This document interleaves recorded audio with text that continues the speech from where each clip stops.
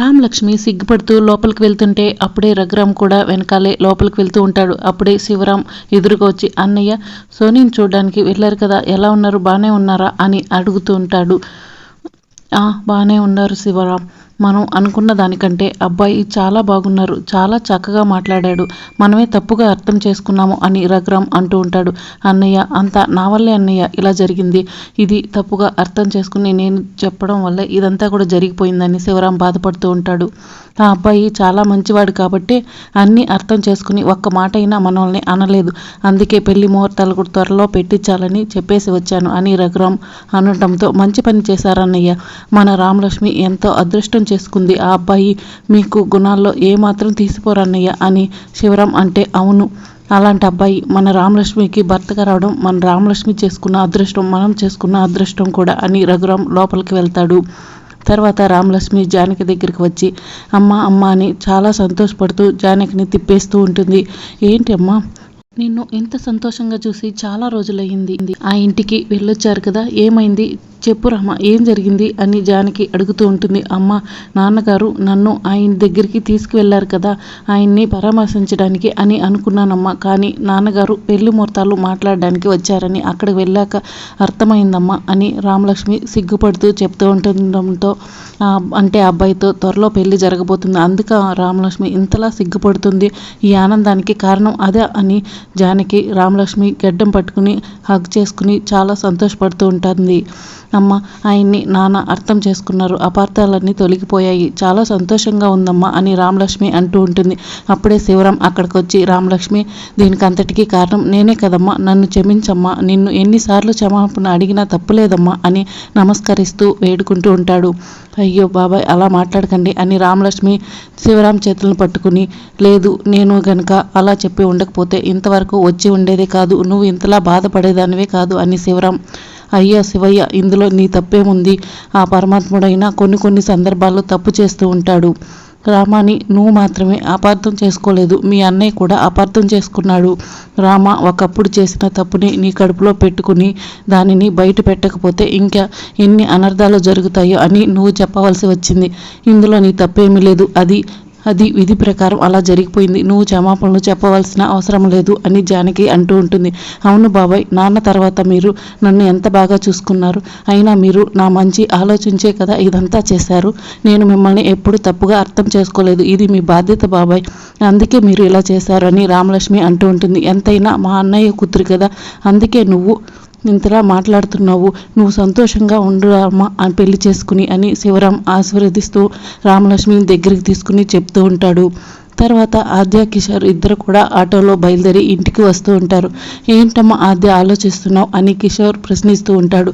Dad, మనం ఇద్దరము ఇంటికి వెళ్తున్నామని ఇదంతా చేసినా వాళ్ళు తెలుసుకుని చాలా టెన్షన్ పడుతూ ఉంటారు, వాళ్ళ సంగతి పక్కన పెట్టి ఇప్పుడు ఇంటికి వెళ్ళిన తర్వాత పెద్దమ్మ పెదనాయనకి ఇన్ని రోజులు ఏమైపోయారు, ఎక్కడి నుంచి వస్తున్నారు అని అడిగితే ఏం సమాధానం చెప్పాలి, ఇప్పుడు చారు వాళ్ళ నాన్న యాక్సిడెంట్ చేసిన విషయం, మీరు ఎన్ని రోజులు కోమాలో ఉన్న విషయం మనం నిజం చెప్పకూడదని అనుకున్నాం కదా, మరి ఇన్ని రోజులు మీరు ఎక్కడికి వెళ్ళిపోయారు, ఏం చేశారు అని మిమ్మల్ని ప్రశ్నిస్తే ఏం చెప్తారు, అర్థం కావడం లేదు డాడ్, ఏం చెప్పాలా అని ఆలోచిస్తున్నాను డాడ్ అని ఆద్య చెప్తూ ఉంటుంది. అవును కదా, ఏం చెప్పాలమ్మా అని కిషోర్ అడుగుతూ ఆలోచిస్తూ ఉంటాడు. తర్వాత చారు చలపతి ఇద్దరు కూడా గుర్కాల్లో కారు దగ్గరికి వలుస్తారు. ఇలా ముసుగు తీసేసి, అబ్బా నాన్న, మంచి చెడు లేకుండా అక్కడ కర్రతో కుమ్మేసిందన్న, ఎంత నొప్పిగా ఉందో, ఒళ్ళంతా పులిసిపోయింది నాన్న అని చారు బాధపడుతూ ఉంటుంది.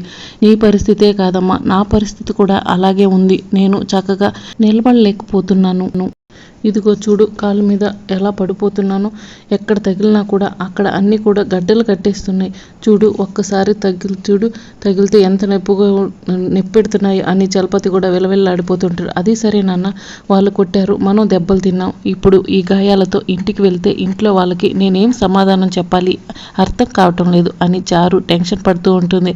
నాదేముందమ్మా, నేను ఇంటికి వెళ్ళి మీ అమ్మతో కాపడం పెట్టించుకుంటాను అని చలపతి అంటూ ఉంటాడు.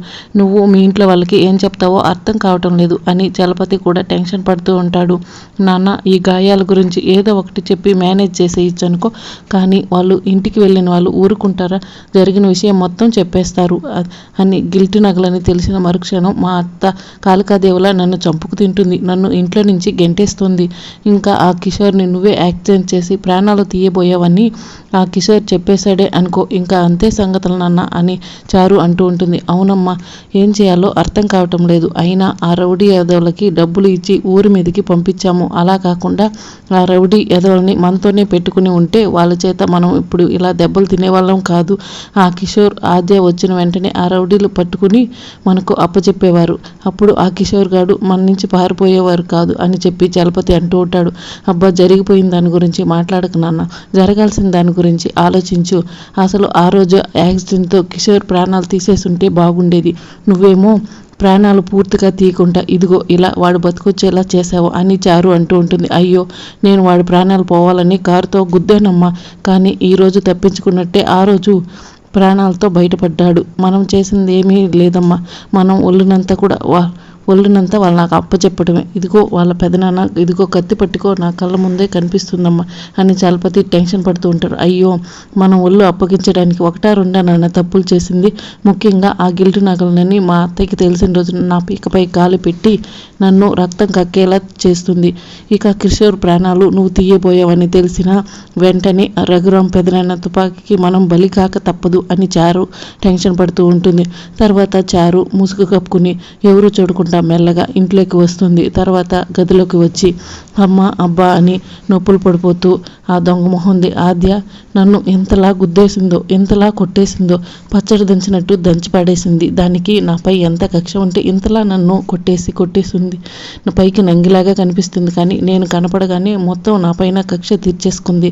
ఇలా పిడిగుద్దులు గుద్దింది, ఇలా కర్రతో కొట్టింది. అబ్బా, నా ముఖం అంతా చూడు ఎలా అయిపోయిందని చారు అద్దంలో చూసుకుంటూ ఉంటుంది. అయ్యో ఆద్య, నువ్వు నాపై ఇంత కక్ష కట్టావా, ఇంత బలముందే నీలో అని చారు అనుకుంటూ ఉంటుంది. అమ్మో, ఈ దెబ్బలన్నీ కూడా ఇంట్లో వాళ్ళు చూస్తే ఇంకేమైనా ఉందా? జరిగిందంతా కూడా నా నోటి నుంచే నిజం రాబట్టి అప్పుడు అందరూ కలిసి నన్ను కుమ్మేస్తారు. అలా జరగకూడదు, ఈ గాయాలు ఎవరూ చూడకూడదు అని చారు వెంటనే అక్కడ ఉన్న పౌడర్ని తీసుకుని ఆ గాయాలపై రాసుకుంటూ ఉంటుంది. అప్పుడే సీను గదిలోకి వస్తాడు. చారు లేచి టెన్షన్ పడుతూ నిలబడి ఉంటుంది. ఏంటి బావా అలా చూస్తున్నావు, నేను నీకు ఎలా కనిపిస్తున్నాను అని చారు అడుగుతుంటుంది. నువ్వు చేసే తలతిక్క పళ్ళకి ఏమో అనుకున్నాను, ఇప్పుడు మాత్రం ఖచ్చితంగా కన్ఫామ్ అయిపోయింది. నీకు దెయ్యం పట్టినట్టే ఉంది, ఏంటి ముఖానికి అలా రాసుకోవటం అని సీను అడుగుతుంటాడు. పో బావా, నేను నీకోసం అందంగా రెడీ అవుతుంటే నువ్వు దెయ్యం గియ్యం అంటూ ఇలా మాట్లాడుతున్నావు అని చారు అంటూ ఉంటుంది. ఏంటి, నువ్వు రెడీ అవుతున్నావా అందంగా కనిపించడానికి? అయినా ఎవరో బాగా పిడిగుద్దులు గుద్దినట్టు నీ ముఖం వాసిపోయింది, కమిలిపోయింది. దాన్ని చూస్తేనే అర్థమవుతుంది నువ్వు ఎవరితో బాగా కుమ్మించుకుని వచ్చావని అని సీను అంటూ ఉంటాడు. ఏంటి బావా అలా మాట్లాడుతున్నావు, నేను కొట్టించుకోవడం ఏంటి అని చారు అడుగుతుంటుంది. లేకపోతే ఇంకేంటి ఆ దెబ్బలన్నీ కూడా అని సీను ప్రశ్నిస్తూ ఉంటాడు. అయ్యో బావా, ఇది ఎవరో కొట్టింది పడి దెబ్బలో కాదు. నేను ఇందాక అందంగా కనిపించాలని బ్యూటీ పార్లర్కి వెళ్ళాను. వాళ్ళు ఏం రాశారో ఏమిటో, ఇంటికి వచ్చే లోపల ఇలా ఇదిగో ఇలా మొహం అంతా కూడా కమిలిపోయింది బావా. నీకు అందంగా కనిపించాలని నేను బ్యూటీ పార్లర్కి వెళ్తే ఇలా జరిగింది అని చారు అంటూ ఉంటుంది. నువ్వు నాకు నచ్చాలంటే అందంగా కాదు, ముందు కనపడాల్సింది. ఆద్య లాంటి మంచి మనసు ఉండాలి, మనసు అందం లేకపోతే ఇదిగో ఇలాగే కనిపిస్తావు అని సీను అంటూ ఉంటాడు. ఆద్య కొట్టిన దెబ్బలకి తట్టుకోలేక ఇంటికి వచ్చి మనసారా ఏడుద్దాం అనుకుంటే నువ్వు మాటలతోనే నన్ను చంపేస్తున్నావు కదా. ఇంకోవైపు ఎక్కడ వాళ్ళు ఇక్కడికి వచ్చి నిజం చెప్పేస్తారో అని ఇంకోవైపు టెన్షన్ అనుకుని చారు మనసులో అనుకుంటూ ఉంటుంది. ఎందుకయ్యా నాకు ఎందుకు కష్టాలు పెట్టావు అని బాధపడుతూ అనుకుంటూ ఉంటుంది. అప్పుడు కిషోర్ గారు వచ్చారని జానకి మాటలు వినపడంతో సీను ఆళ్ళకి వస్తూ ఉంటాడు. అయ్యో వచ్చేసాడా, ఇక నేను చచ్చినట్టే అని చారు మనసులో అనుకుంటూ ఉంటుంది. ఇక ఆద్య కిషోర్ని చూసి వెంటనే రఘురాం, జానకి, శివరాం, వెంకటరావు అందరూ కూడా ఇన్ని రోజులు ఏమైపోయారు, ఎక్కడికి వెళ్ళిపోయారు, మొహం కూడా ఎలా పీక్కుపోయిందో చూడండి అని మహమ్మతో సహా అందరూ ప్రశ్నిస్తూ ఉంటారు. మీకోసం ఆద్య ఎంతలా బాధపడిందో కనీసం ఒక్క ఫోన్ కాల్ అయినా చేసి ఉండొచ్చు కదా అని రఘురాం అడుగుతుంటాడు. డాడీకి యాక్సిడెంట్ అయింది, ఫోన్ చేసే పరిస్థితిలో కూడా లేడు, ఇన్ని రోజులు కోమాలో ఉన్నారు అని ఆద్య చెప్తూ ఉంటుంది. అయ్యో ఇంకేముంది, ఇంక నేను అయిపోయినట్లే అని చారు అక్కడి నుంచి వెనకడుగులు వేస్తూ ఉంటుంది. పెళ్ళికని వస్తుంటే దారిలో ఏదో వెహికల్ గుద్దేసిందంట, అప్పటి నుంచి నాన్న కోమాలోనే హాస్పిటల్లో ఉన్నారంట అని ఎవరు గుద్దారో తెలియదు అని ఆద్య చెప్తూ ఉంటుంది. చారు ఒక్క క్షణం ఆగిపోయి షాకింగ్గా చూస్తూ ఉంటుంది. అదేంటి జరిగింది చెప్పకుండా కొత్త కథ అల్లుతున్నారు అంటే నన్ను ఇరికించడానికి కొత్త స్కెచ్ వేసిందా ఆద్య అని చారు మనసులో అనుకుంటూ ఉంటుంది. అసలు ఇన్ని రోజులు హాస్పిటల్లో కోమాలో ఉంటే మనకు ఎందుకు ఇన్ఫామ్ చేయలేదు అని శివరాం అంటే డాడీ ఈ ఊర్లో వాళ్ళకి ఎవరికీ తెలియదు కదా బాబాయ్, అందుకే చెప్పలేదు అని ఆద్య అంటూ ఉంటుంది. తెలిస్తే ఎందుకు చెప్పరు అని బామ్మ అంటుంది.